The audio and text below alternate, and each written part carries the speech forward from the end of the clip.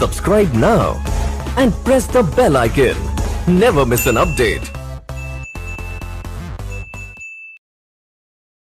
Hello दोस्तों, आप सभी का हमारे YouTube चैनल पर स्वागत है। यूपी बोर्ड की क्लास स्टार्ट हो गई है और ये क्लास NCERT के सिलेबस पर आधारित है। आज की क्लास में मैथ की क्लास को स्टार्ट करेंगे और ये मैथ की क्लास 10th क्लास के स्टूडेंट के लिए है। और आज एक नई प्रश्नावली 3.6 को स्टार्ट करेंगे। तो प्रश्नावली 3.6 का पहला क्वेश्चन आप लोगों के बुक में दिया गया है। पहला क्वेश्चन दिया गया है, निम्न समीकरणों के युग्म को रैखिक समीकरणों के युग्म में बदलकर हल कीजिए। तो इसमें कई सारे ऑप्शन हैं। ऑप्शन दिए गए हैं क्वेश्चन नंबर 8 तक। तो पहला प्रश्न, दूसरा प्रश्न, तीसरा, ऐसे कई सारे पार्ट दिए गए हैं। तो पहला पार्ट जो दिया गया है 1/2x + 1/3y = 2 और 1/3x + 1/2y = 13/6 के इस क्वेश्चन को सॉल्व करेंगे। तो इसका सॉल्यूशन देख लेते हैं। पहले पार्ट को मैंने नोट कर लिया है। अब इसका सॉल्यूशन देख लेते हैं। इसको पहले रैखिक समीकरण में बदलना है। तो ये जो अपॉन में दिया गया है इसको हटाना है। तो इसके लिए हम माना 1/x को u के इक्वल मान लेते हैं और 1/y को v के इक्वल मान लेते हैं। तो ये सारी वैल्यू अगर इसको हम इक्वेशन नंबर 1 माने और इक्वेशन नंबर 2 माने तो इनमें रखेंगे तो क्या हो जाएगा u/2 के प्लस v/3 के = 2। ये हमारा समीकरण नंबर 1 बदल कर आया है। और ठीक इसी तरीके से यहाँ पर हो जाएगा u/3 प्लस v/2 = 13/6 के। ये हो गया समीकरण नंबर 2। अब इनको सोल्व करना है। तो सोल्व करने के लिए इनके हर बराबर होने चाहिए। तो किसी भी एक कोफिशिएंट का हर बराबर कर लीजिए। तो मैं यहाँ पर मल्टीप्लाई कर देता हूँ 1/3 से और यहाँ पर मल्टीप्लाई कर देता हूँ 1/2 से। तो पूरी इक्वेशन में जब मल्टीप्लाई करेंगे तो क्या बदलाव होगा देख लेते हैं। तो इक्वेशन फर्स्ट में 1/3 से करेंगे तो हो जाएगा u/3 दूनी 6 हो जाएगा, प्लस ऐसे ही यहाँ पर हो जाएगा v/3 तरह की 9 हो जाएगा इक्वल टू, और यहाँ पर हो जाएगा 2/3। ठीक इसी तरह 1/2 से करेंगे तो u/2 6 हो जाएगा, प्लस और यहाँ पर हो जाएगा v/2 दूना 4 हो जाएगा। और यहाँ पर क्या बचेगा, यहाँ पर हो जाएगा 13 और 6 दूनी 12। अब आप लोगों को ये दिख रहा होगा u/6 ये इक्वल हो गया है। अब हम इसको माइनस करके सॉल्व कर सकते हैं। तो घटाने पर यहाँ तीनों जगह माइनस हो जाएगा, घटाने पर तो ये और ये इक्वल है, ये प्लस में है और ये माइनस में है, घट जाएगा। और यहाँ पर क्या बचा v/9 माइनस v/4 = यहाँ पर बचा 2/3 माइनस 13/12 के। अब इसको सॉल्व करेंगे और सॉल्व करने के तरीका तिरछा मल्टीप्लाई। तो यहाँ पर हो जाएगा 4v माइनस 9v, नीचे 9 चौक 36। ठीक इसी तरह यहाँ हो जाएगा 12 दूना 24 माइनस 13 × 39 और नीचे का मल्टीप्लाई 12 × 36 इक्वल के इस पास 36 यहाँ कैंसिल हो जाएगा। यहाँ पर बचेगा माइनस का 5v और यहाँ पर बचेगा घटाने पर माइनस 9 में से 4 गए 5 और यहाँ पर 3 में से 2 गए 1, माइनस से माइनस कटेगा, 5 से 15 कटेगा तो बचेगा 3। v बराबर आ जाएगा 3। और v बराबर हम क्या माने थे उसको रखेंगे। तो v का मान है 1/y बराबर 3 के। तो y बराबर आ जाएगा 1/3। तो इस तरीके से y का मान निकल के आया है। अब हम इसी v के मान को v बराबर 1/3 कोई भी समीकरण में रखेंगे। v का मान समीकरण 1 में रखने पर और v का मान निकल के आया है v बराबर 3 और ये रहा समीकरण नंबर 1। इसी में v बराबर 3 रखेंगे तो हो जाएगा u/6 प्लस यहाँ पर हो जाएगा 3/9 = 2/3 के। यहाँ से इसको काटेंगे तो 1/3 आ जाएगा। तो u/6 = 2/3 माइनस ये आ जाएगा 1/3 के। इसको सॉल्व करेंगे इस पार अगर सॉल्व करेंगे तो आप लोगों को ये दिख रहा होगा 3 हर बराबर है तो ऊपर घट जाएगा, तो 1/3 आ जाएगा। तो यहाँ पर आ गया है implies date u/6 equal to 1/3 के, तो 3 × 3 3 दूनी 6 काटेंगे तो u बराबर आ जाएगा 2 के, और u हम किसको मान के लेके चले हैं 1/x को माने थे, तो यहाँ पर उसका मान रख दिया है। तो ठीक यहाँ से x का मान आ जाएगा, x बराबर आ जाएगा 1/2। तो अगर हम लिखना चाहें अतः x बराबर 1/2 निकल के आया है और y बराबर निकल के आया है 1/3, और यही है इसका राइट आंसर। तो इस तरीके से क्वेश्चन नंबर पहले का फर्स्ट पार्ट कंप्लीट हो गया है। अब हम इसका सेकेंड पार्ट आप सभी के साथ डिस्कस करेंगे। सेकेंड पार्ट है, इसको भी हम मान कर सॉल्व करेंगे क्योंकि इसको रैखिक समीकरण में पहले बदलना रहता है। तो यहाँ पर मानेंगे 1/√x को u के इक्वल और 1/√y को v के इक्वल मानेंगे। तो इसमें क्या बदलाव होगा देख लेते हैं। यहाँ पर हो जाएगा 1/x को माने तो हो जाएगा 2u + 3v = 2, और ये हो जाएगा हमारा समीकरण नंबर 1। और यहाँ पर क्या बदलाव होगा, यहाँ पर हो जाएगा 4u - 9, और यहाँ पर हो जाएगा v = -1 के, और यह हो जाएगा हमारा समीकरण नंबर 2। तो इन दोनों समीकरण से u और v का मान निकालकर हम x और y का मान निकाल सकते हैं। तो समीकरण 1 लिखेंगे यहाँ पर, समीकरण 1 व 2 को ब्रज गुणन से सोल्व करने पर, ब्रज गुणन विधि से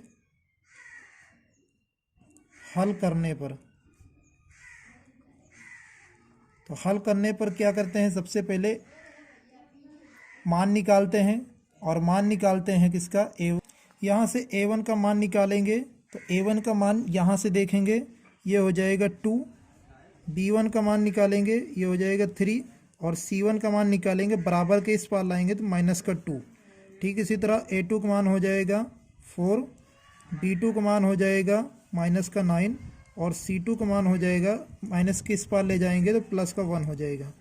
अब सॉल्व करेंगे तो यहाँ पर u लिखेंगे और a के कोफिशिएंट को छोड़कर बचे हुए कोफिशिएंट को मल्टीप्लाई करेंगे तिरछा, तो 2 - 9 -2 1, इनका आपस में तिरछा मल्टीप्लाई = v अपॉन, यहाँ पर b के कोफिशिएंट को छोड़कर बचे हुए को मल्टीप्लाई करेंगे तो -2 1 2 4 = यहाँ पर हो जाएगा 1 अपॉन, इस पार c के कोफिशिएंट को छोड़ के बच्चे को मल्टीप्लाई 2 4 3 -9 मल्टीप्लाई करेंगे तिरछा।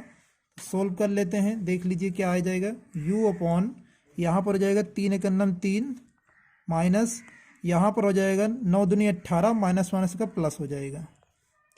ठीक इसी तरह v अपॉन 4 दूनी 8 माइनस का, और 2 × 2 माइनस का 2 = 1 अपॉन, यहाँ पर हो जाएगा 9 दूनी 18 माइनस का, और यहाँ पर हो जाएगा 4 3 12 माइनस का। तो सोल्व करेंगे तो u बटे यहाँ पर आ जाएगा -15, और यहाँ पर आ जाएगा v बटे -8 2 10, और यहाँ पर आ जाएगा 1 बटे -18 और 12 30। अब एक बार u के इक्वल इसको करेंगे और एक बार v के इक्वल इसको करेंगे, तो यहाँ से u और v का मान निकालेंगे। यहाँ पर एक बार u के इक्वल कर दिया और एक बार v के इक्वल कर दिया। अब यहाँ से मान निकालेंगे, माइनस से माइनस कैंसिल होगा, 15 × 15 15 दूना 30, तो u बराबर आ जाएगा 1/2 के। तो यहाँ पर u के मान जो हम पहले मान के चले थे उसको लिखेंगे, तो √1/x माने थे। तो अगर हम यहाँ से x का मान निकालना चाहें तो दोनों पक्षों का स्क्वायर करेंगे, और स्क्वायर करने पर हो जाएगा 1/x = 1/4 हो जाएगा, तो x बराबर 4 आ जाएगा। ठीक इसी तरह आप v के पार्ट को सॉल्व करेंगे, यहाँ पर भी माइनस से माइनस कैंसिल हो जाएगा, 10 × 10 10 × 30 हो जाएगा, तो v बराबर आ जाएगा 1/3, और v को जो हम माने थे वो मान अगर हम रख देंगे यहाँ पर तो हो जाएगा 1/√y 1/3 के। अगर इस अंडर रूट को हटाना है तो दोनों पक्षों को स्क्वायर करेंगे, तो 1/y = इधर स्क्वायर करेंगे तो हो जाएगा 1/9, तो y बराबर हो जाएगा 9 के। तो लिखेंगे अतः x बराबर 4, y बराबर 9 और यही है इसका राइट आंसर।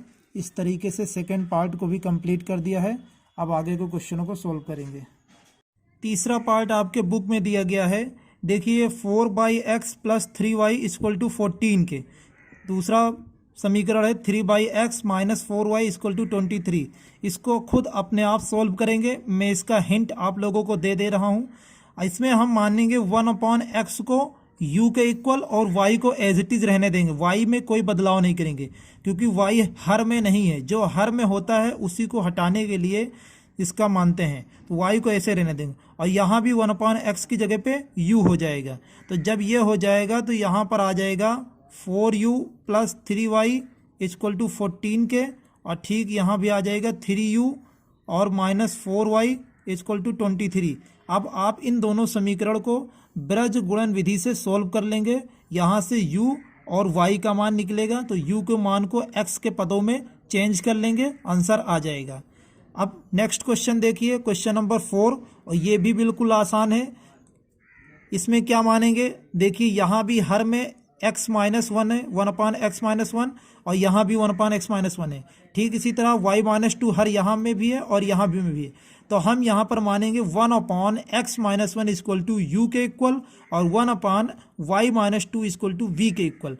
तो यहाँ पर आ जाएगा 5u, यहाँ पर आ जाएगा 5u plus v equal to 2 के, और यहाँ पर आ जाएगा 6u प्लस नहीं सॉरी यहाँ पर माइनस 3v इक्वल टू 1 के। अब इन दोनों समीकरण को आप ब्रज गुणन विधि से सॉल्व करके u और v के मान निकालेंगे, फिर इनको x और y के पदों में सॉल्व कर लेंगे।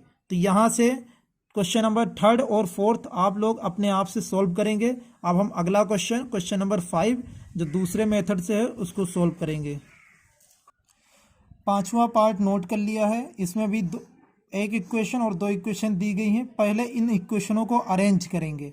अरेंज करने का मतलब क्या है, एक बार एक्स वाई इसके नीचे लिखेंगे और एक्स वाई इसके नीचे लिखेंगे। तो ये हो जाएगा 7x upon x Y minus, इसको यानी कि फ्रैक्शन में चेंज करेंगे, 2y upon x y equal to 5 के। अब यहाँ x से x कट जाएगा और यहाँ y से y कट जाएगा। तो इम्प्लाइज डेट क्या बचेगा देख लेते हैं। यहाँ पर बचेगा 7/y माइनस यहाँ पर बचेगा 2/x इक्वल टू 5 के। ये हो जाएगा समीकरण नंबर 1। ठीक इसी तरह इसको भी अरेंज करेंगे। यहाँ भी हो जाएगा 8x upon x y plus 7y upon x y equal to 15 के। तो यहाँ से x से x कटेगा, y से y कटेगा।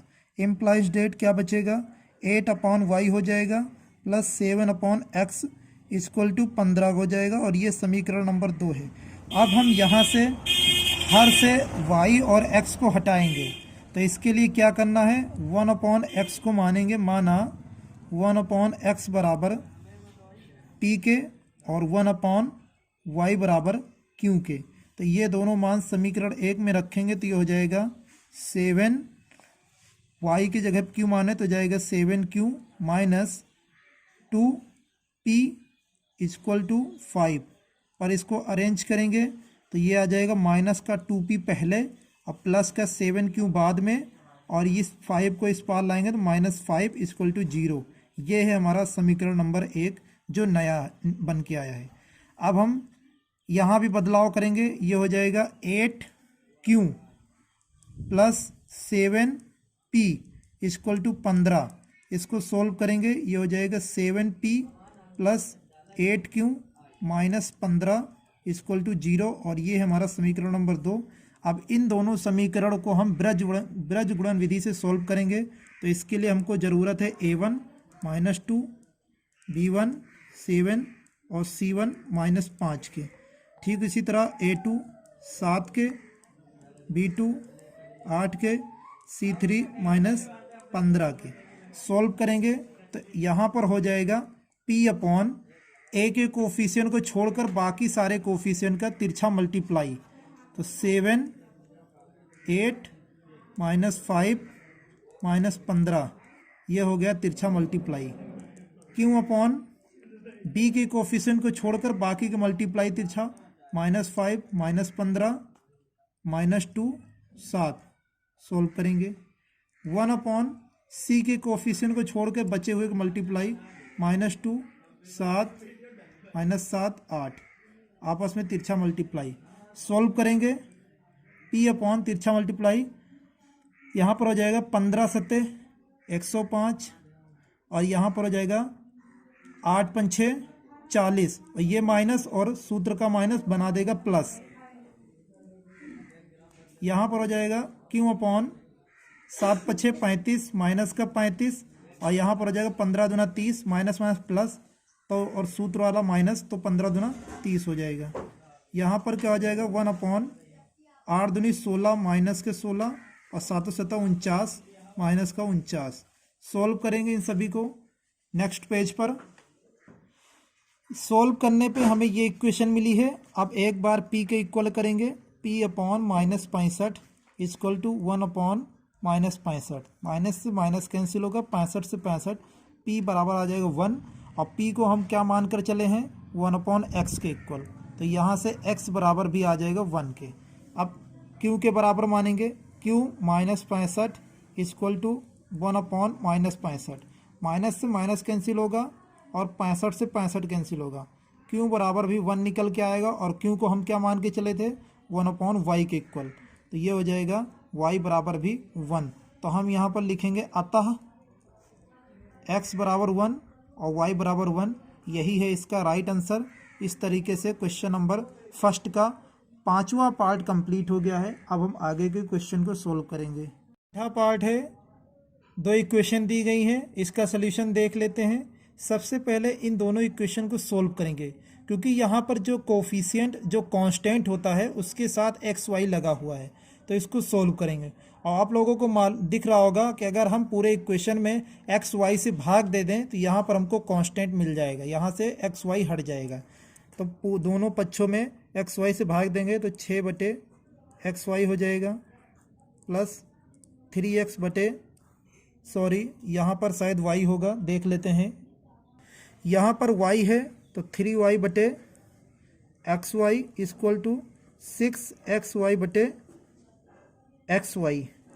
अब देखिए x से x कटा, y से y कटा, xy से xy कटा, क्या बचा 6/y बचा प्लस 3/x बचा इक्वल टू 6 के बचा। अब इसको अरेंज करके लिखेंगे 3/x पहले 6/y बाद में इक्वल टू 6 के। ये है हमारा समीकरण नंबर 1 और इसमें भी भाग देंगे दोनों पक्षों में तो हो जाएगा 2x/XY plus 4y/XY equal to 5xy/XY। तो यहाँ से x कटा, y से y कटा, xy से xy कटा, यहाँ पर हो जाएगा 2/y plus 4/x equal to 5 के। अरेंज करके लिखेंगे 4/x plus 2/y equal to 5 के। ये हो गया समीकरण नंबर 2। अब हम मानेंगे और उसी पुराने क्वेश्चन पे लौट आए हैं 1/x इक्वल टू u के और 1/y इक्वल टू v के। तो क्या बदलाव होगा समीकरण 1 में देख लेते हैं। ये हो जाएगा 3u plus 6v equal to 6 के। इसको सोल्व करेंगे 3u plus 6v minus 6 equal to 0 के। ठीक, अब समीकरण 2 में देख लेते हैं क्या बदलाव होगा।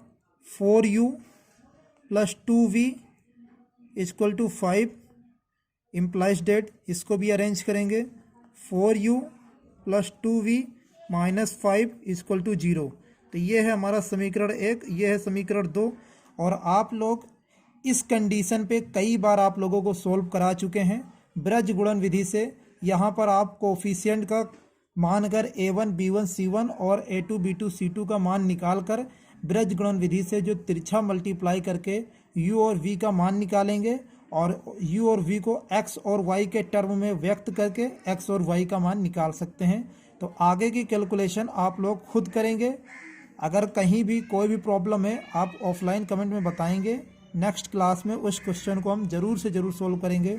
तो इस क्वेश्चन को यहीं तक, आगे की कैलकुलेशन आप लोग खुद करेंगे। अब नेक्स्ट क्वेश्चन देखेंगे।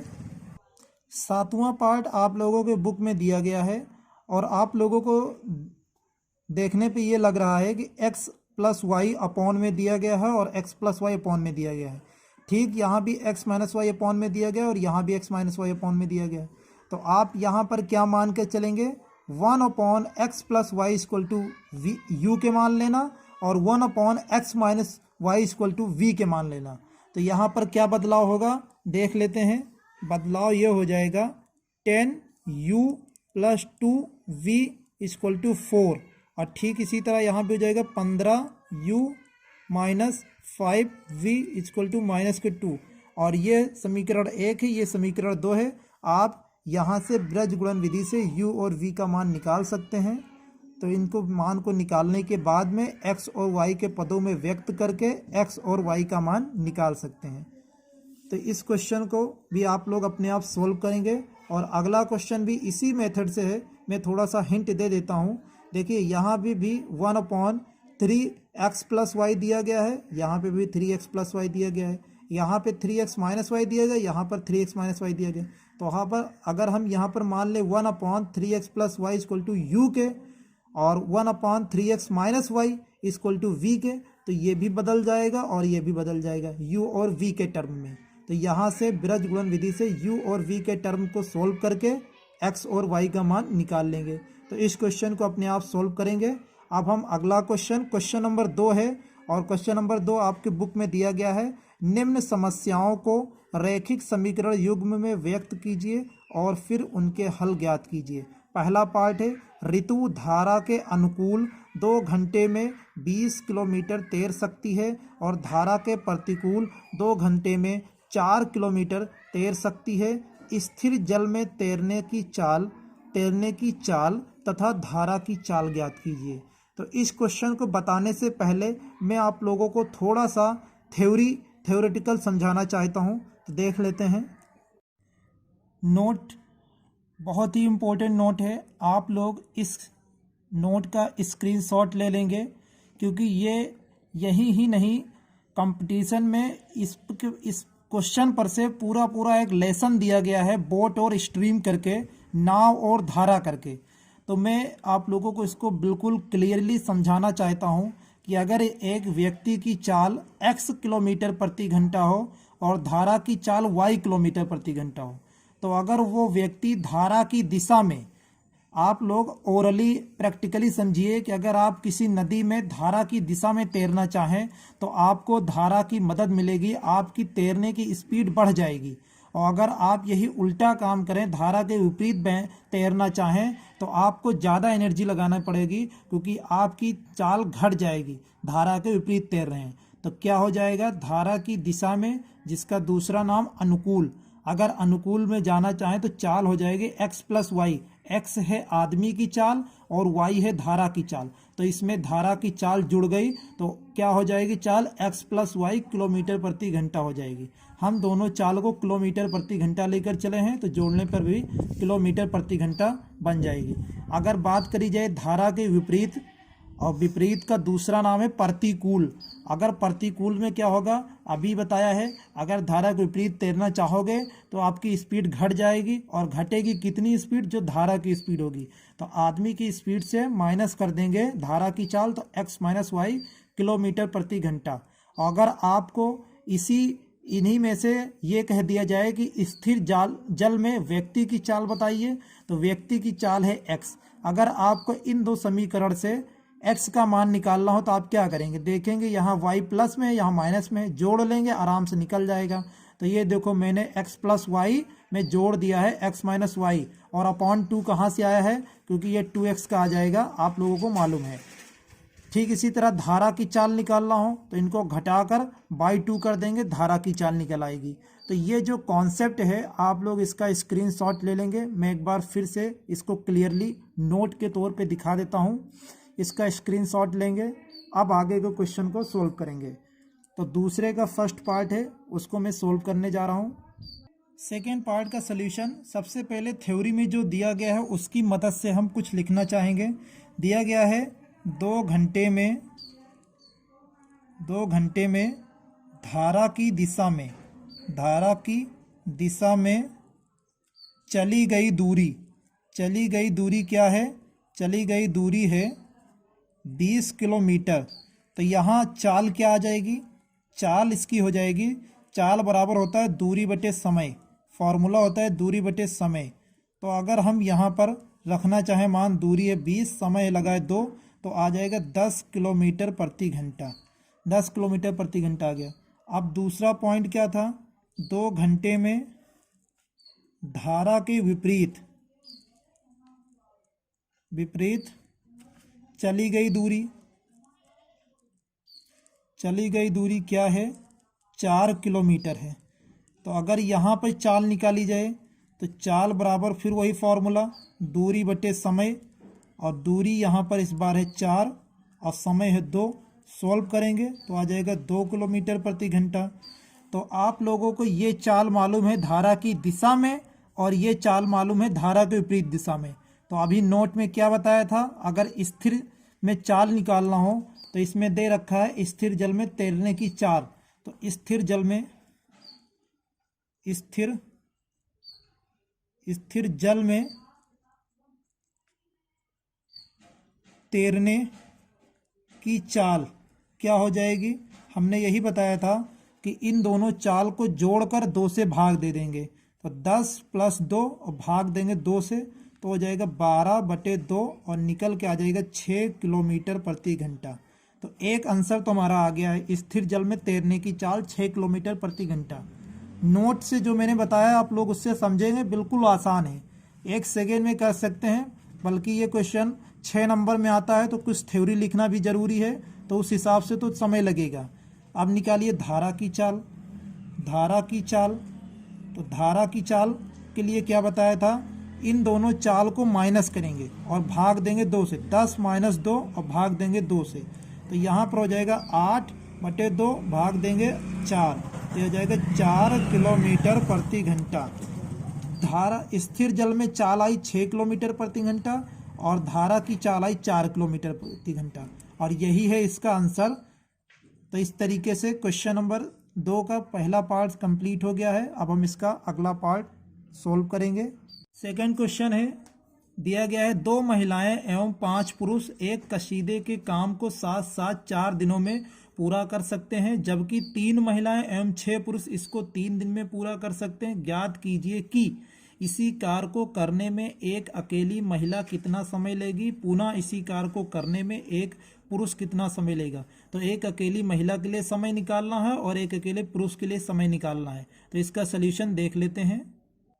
इसके सल्यूशन में आप लोग पहले ये समझ लिए, महिला के लिए मैंने W यूज किया है क्योंकि वुमेन, और मेल के लिए, पुरुष के लिए मैन, M यूज किया है।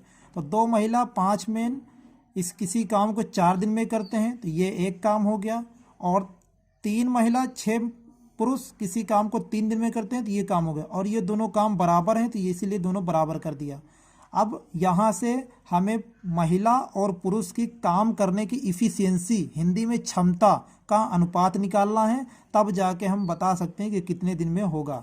तो यहाँ से 4 से मल्टीप्लाई 8W, 5 चौक 20, इधर सोल्व करेंगे 3 तरह की 9, और यहाँ हो जाएगा 6 त्रिक 18। तो सोल्व करेंगे, देखिए क्या हो जाएगा। इस 8 को इस पार लाएंगे तो 9W माइनस का 8W हो जाएगा, और ये 20M ऐसा ही रहेगा, और 18M को उस पार ले जाएंगे तो माइनस का 18M। तो यहाँ पर हो जाएगा W और यहाँ पर बचेगा 2M। तो अगर यहाँ से हम W/M निकालना चाहें तो हो जाएगा 2/1। तो यहाँ पर आ जाएगा अनुपात W/M का 2:1। तो ये है इसकी इफ़िशियंसी का अनुपात। यहाँ पर वुमेन और मैन, महिला और पुरुष का अनुपात 2:1 आ गया है।